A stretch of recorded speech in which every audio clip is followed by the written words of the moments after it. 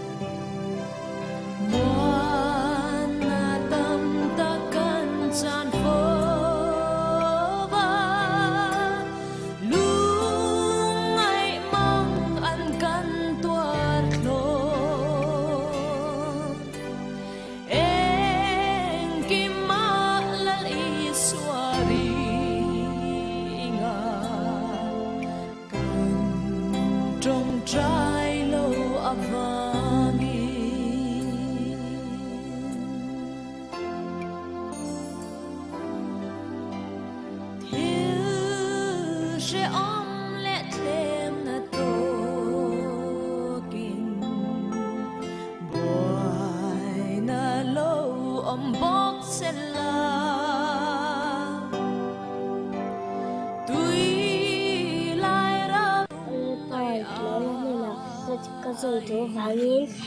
cái mà chúng ta nhìn là sao cả nắng in mình ôm phơi lá amen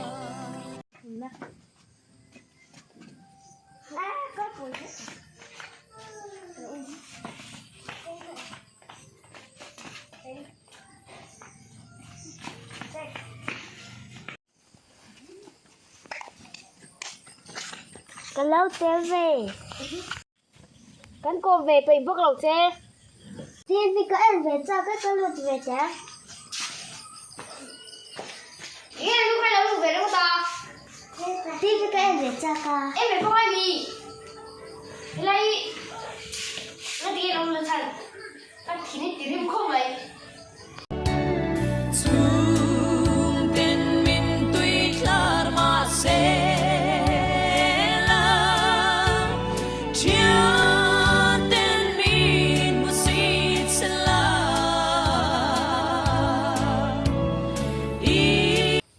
ba tú văn mình còn về tú phục sẽ là mình không ngày đâu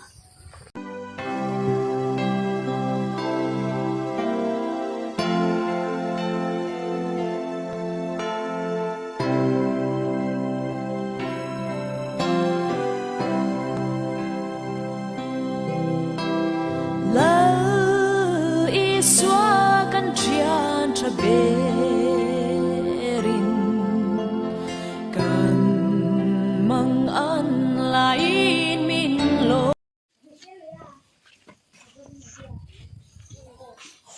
kha kan fashion che nge ti a kan lo ani cho ai tu kan nei si lawa nge kan ni sha em se lo reng re ke hi mi se lo mo zoram miller par model ke nei mu phak ang hian vai khat pom to su I mu phak ka kala om ka tum lo ka lo ve mai mi ni vai khat ma kan na lo to su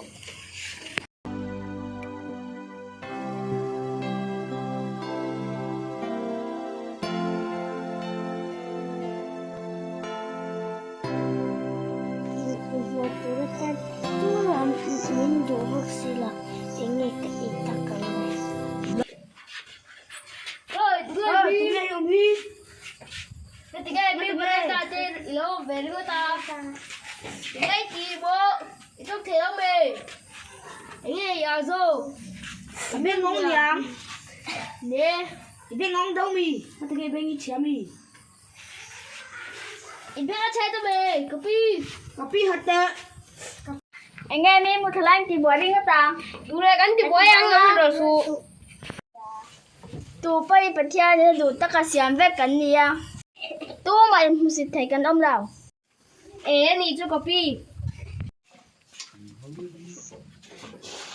channel em hát sẵn nghe này cái trong tên linh thật chua cả em vang nghe nó chua cha Kristiana cái đó anh phơi sẽ là anh mua bây giờ là việc cần nào là cái đó Iswa kan trian traberin kan mang an lain min lo ama nena kan trong trai kan tlen apiahi apom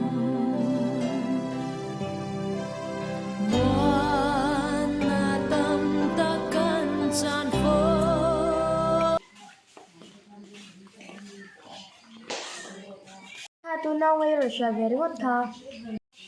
ô trên tu này là anh đi tiền thật cho cả cho bao nhiêu xe ngay rồi sao họ về rất ông đã tu này là mà Kristian này mà anh đi tiền thật cho cả cho bao nhiêu xe rồi sao họ nó chẳng được ông lâu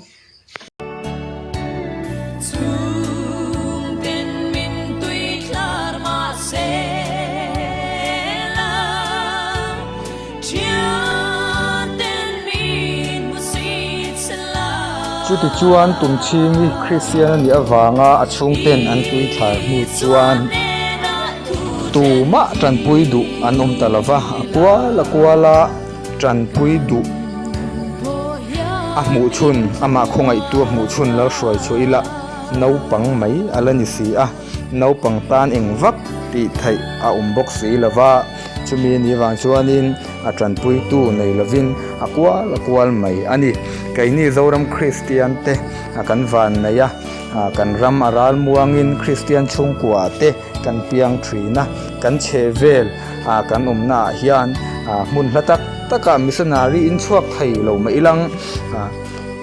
tam tak tranpui turan omani kan chevela hian amichan hai zok te tin Kristian na po arim ara po la shelo enge Kristian na zia hi ti po she thiam lo mitam takan oma chung chu kan huna hian kan thai ang tokin thil ro puile tha takin tranpui thai lo mai lang kan nei ang tok te kan phal ang tok te le kan ti thai ang tok ten kan chevela la Kristian ve lo te hi kan pui thai ni ti setlangin chel takin lalpa rong ibol tlat zelang tin he short movie Tumchhingi te chana hi episode ta ron chua tum ani a hai hi episode 1 ania in pu cha na te duangin a tha over lova episode 2 tang chuan in pu cha na thadewin hai ai sai zok te pon ron ti chua zel tum tur ani chaudona khongai takin in lo enanga in lo share daranga munom ti taka in lo en ngei kan bai saya khongai takin full 10 min lo en saksham shamula like comment le share te po min lo ti saksham sham turin kan ngen tak meu chewani ti kha kan soi du chuan khongai takin kan movie te thai ti ni chuanin subscribe te po min lo subscribe sak don nia ti like kha kan soi deu du bok ani chu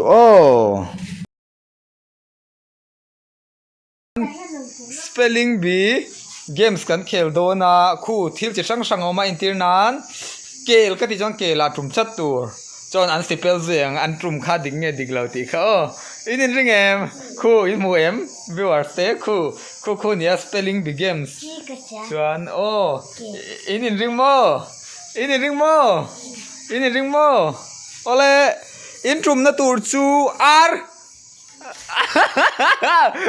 ngay rồi in trung rua là cần po mang kha han sipel tele pari r Tumchhingi r2 thì khan lo phot sela chuan in trung le na tur chu kel